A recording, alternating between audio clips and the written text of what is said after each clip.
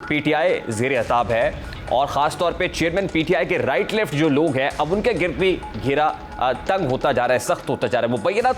मुबैना तौर पर फराह गोगी के अकाउंटेंट का वीडियो मैसेज भी आज सामने आया है और उसके अंदर वो 70 करोड़ की ट्रांजैक्शन की बात कर रहा है कि किस तरह करोड़ों की रकम उनके पास आती थी और फिर उस अकाउंट से बराह रास्त फराह गोगी के अकाउंट में ट्रांसफर कर दी जाती थी। इस स्टेटमेंट में क्या देखा और सुना जा सकता है? चेयरमैन तहरीक इंसाफ के सितारे गर्दिश में है, लेकिन इतने भी नहीं कि वो मुकम्मल तौर पर ज़ेरे अताब आ जाए जैसे उनसे पहले के सियासतदान आते थे। बानी तहरीक इंसाफ के खिलाफ दर्जनों मुकदमात ज़ेरे समाअत है, लेकिन चंद घंटों के अलावा उनकी किसी केस में गिरफ्तारी नहीं हुई। आज भी वो अपने ऊपर कायम 19 मुकदमात में इस्लामाबाद की मुख्तलिफ अदालतों में पेश हुए और तमाम तर मुकदमात में उन्हें रिलीफ मिल चुका है। माजी में देखें तो ये जो सलूक इस वक्त बानी तहरीक इंसाफ के साथ रवा रखा जा रहा है उसका अशरे शेर भी किसी रहनुमा को नसीब ना हुआ।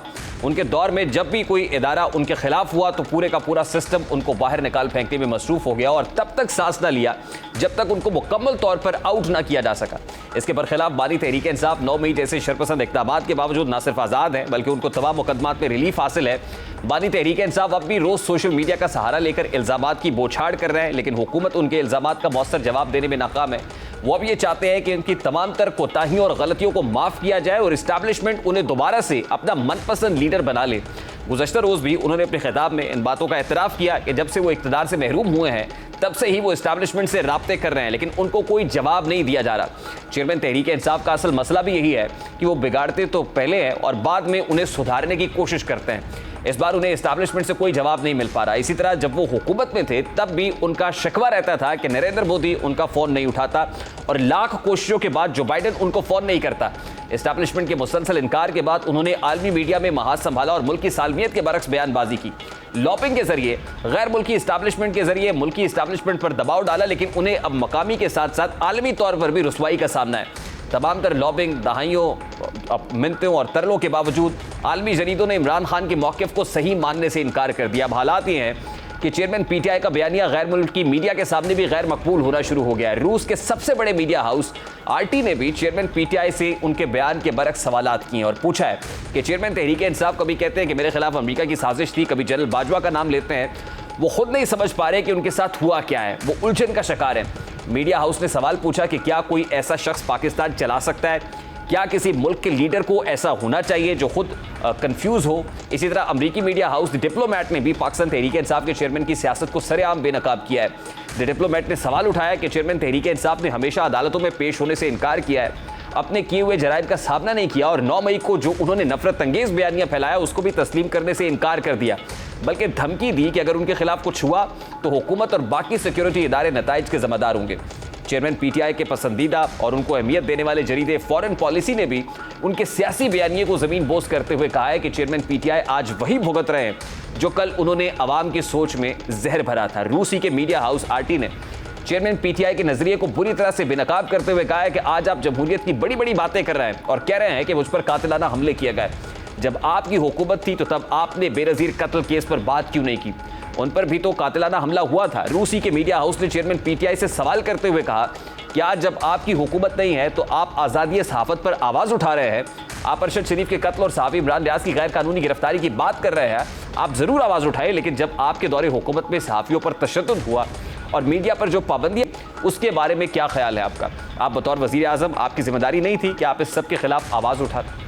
इंटरनेशनल मीडिया तो ये सवालात आज उठा रहे हैं, लेकिन पाकिस्तान की मरकजी क़ियादत कई महीनों से ये बता रही थी कि अमरीकी साजिश समेत दीगर बयानिए सिर्फ ढकोसले हैं। पीडीएम सरबराह ने गुज़श्ता रोज़ एक जलसे से खिताब करते हुए बताया कि बानी तहरीक इंसाफ को उन्हें पार्लियामेंट के जरिए आउट किया, इसीलिए किसी और पर इसका इल्ज़ाम लगाने की जरूरत नहीं है। सरबराह जेयूआई का कहना था कि हमने बिला वजह चेयरमैन पीटीआई के खिलाफ बातें नहीं की।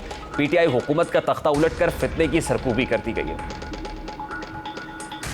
जिसने 1996 से लेकर 2020 तक जनूब एशिया में अपना नेटवर्क और अपना असर रसूख मुकम्मल करने का मंसूबा बनाया था, लेकिन उनके इस एजेंडे और उसके इस मंसूबे के मुकाबले में जमीयत उलमा इस्लाम, जमीयत उलमा का कारकुन वो सद्द सिकंदरी बना, उसने उनके मंसूबे को पाट पाट कर दिया। खान का तख्ता उलट दिया गया। सिर्फ सरबराह पीटीआई में नहीं बल्कि तहरीक इंसाफ के चेयरमैन इमरान खान के माजी के साथी रहने वाले आज जब खुलकर मीडिया के सामने वो कहानियां बयान कर रहे हैं जो उस वक्त बता नहीं सकते थे, तो सारे का सारा राज फाश हो रहा है। खुद पाकिस्तान तहरीक इंसाफ के राइट विंग रहने वाले चेयरमैन पीटीआई के उनके करीबी साथी अलीम खान अब क्या कह रहे हैं, गैंग ऑफ 5 का जिक्र कर रहे हैं। अब इस गैंग ऑफ 5 के गिरद शिकंजा कब सख्त होता है और कब ये तमाम तर किरदार कटहरे में होते हैं, ये तो यकीनन वक्त ही बताएगा। पाकिस्तान के सियासी मंजरनामे में हालातों वाक़यात 9 मई के वाक़े के बाद दिनों की बजाय घंटों में तब्दील हो रहे हैं। जैसे ही पाकिस्तान तहरीक इंसाफ के रहनुमाओं और उम्मीदवारों ने पार्टी से मुंह मोड़ना शुरू किया, हुकूमती इत्तेहाद की जमातों में भी मुस्तकबिल के हवाले से एक तनाव की कैफियत अया हो रही है। हुकूमत में मौजूद इस वक्त 2 बड़े इत्तेहादी जो तहरीक इंसाफ को गिराने के लिए इकट्ठे हुए थे, जैसे ही तहरीक इंसाफ बैकफुट पर गई है, दोनों हलीफों के दरमियान तल्खियां बढ़ती हुई दिखाई दे रही हैं। 90 की दहाई के ये दोनों हरीफ जब बगलगीर हो रहे थे, तब भी कयास यही था कि ये इत्तेहाद ही गैर फितरी है। किसी हद तक इस्तेहकाम पाकिस्तान पार्टी की वजह से नून लीग और पीपल्स पार्टी में दूरियां शुरू हुई। फिर चेयरमैन पीसीबी और कश्मीर इलेक्शन के बाद वाज़ेह हो गया कि दोनों जमातों में सब ठीक नहीं है। पाकिस्तान पीपल्स पार्टी की जानिब से सवार जलसे में बजट पर एतराज़ात उठाए जाने के बाद इत्तेहादी हुकूमत में इख्तलाफात सामने आ गए हैं।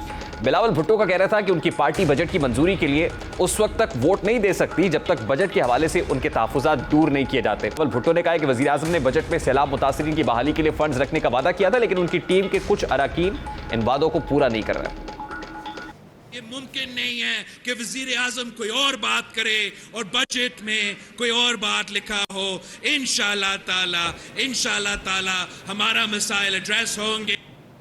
बिलावल साहब के इस बयान के बाद इस हवाले से कौमी असम्बली में इजहार ख्याल करते हुए वजीर खजाना इसहाक डार ने वजाहत की और कहा कि हम महाजराई नहीं चाहते, हमने मिलकर काम किया है, पीपल्स पार्टी के वज़रा के साथ मिलकर मसाइल को हल करेंगे। एहसन इकबाल साहब का कहना था कि जुमे को इस हवाले से होने वाली तफसीली मीटिंग में वज़ीर आला सिंध भी शरीक थे। मीटिंग में काफ़ी हद तक रोड मैप बना लिया गया है। बजट पर पीपल्स पार्टी और नून लीग के माबैन आज वज़ीर आज़म सेक्रेटेरिएट में अहम मुज़ाकरात जारी हैं। इन मुज़ाकरात में वज़ीर ख़जाना इसहाक डार के अलावा एहसन इकबाल और रियाज सादिक, जबकि पीपल्स पार्टी की नुमाइंदगी खुर्शीद शाह, नवीद कमर, शेरी रहमान और शाजिया मरी कर रही हैं। दूसरा अहम मसला इलेक्शंस का है।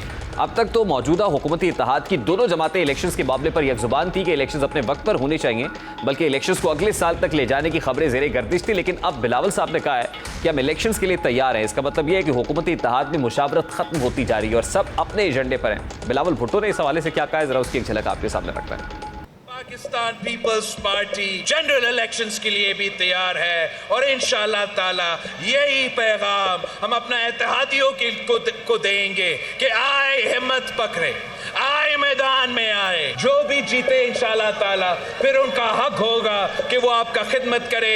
वफाकी हुकूमत ने सैलाब के मुताबिक, सैलाब मुतासरीन के मुताबिक जो फंड्स रखने चाहिए थे वो मौजूद नहीं है। वज़ीर आज़म साहब का नियत पे मेरा कोई शक नहीं है, मगर मैं वज़ीर आज़म साहब से रिक्वेस्ट करूंगा कि उनकी टीम में वो जो लोग हैं। इसके जवाब में तलाल चौधरी ने सख्त रद्दअमल देते हुए बिलावल भुट्टो का इलेक्शन चैलेंज कबूल किया और कहा है कि नून लीग इलेक्शंस के लिए तैयार है, मगर आम इंतखाबात आज़ाद कश्मीर और मेयर कराची के इलेक्शंस की तरह नहीं होने चाहिए। बजट और इलेक्शंस के मामले के साथ साथ एक और अहम मामला भी है जिस पर मुस्लिम लीग नून और पीपल्स पार्टी आमने सामने है। जब वज़ीर आज़म ने नजम सेठी को पीसीबी के चेयरमैन के लिए उम्मीदवार नामजद किया था, तो पाकिस्तान पीपल्स पार्टी ने भी अपना उम्मीदवार मैदान में उतार दिया। 7 जून को वज़ीर आज़म से chairman management committee Pakistan cricket board Najam Sethi ने मुलाकात की, जबकि पाकिस्तान क्रिकेट बोर्ड के साबिक चेयरमैन ज़का अशरफ ने वफाकी वज़ीर बराए बैनुस्सूबाई राब्ता एहसान मज़ारी से मुलाकात की। वफाकी वज़ीर बराए बैनुस्सूबाई राब्ता एहसान मज़ारी ने कहा कि पाकिस्तान क्रिकेट बोर्ड की क्रिकेट मैनेजमेंट कमेटी के चेयरमैन नजम सेठी को सिर्फ रीजन्स के इलेक्शंस कराने का मैंडेट दिया गया था, वो खुद ही चेयरमैन पीसीबी के उम्मीदवार बनकर बैठ गए हैं।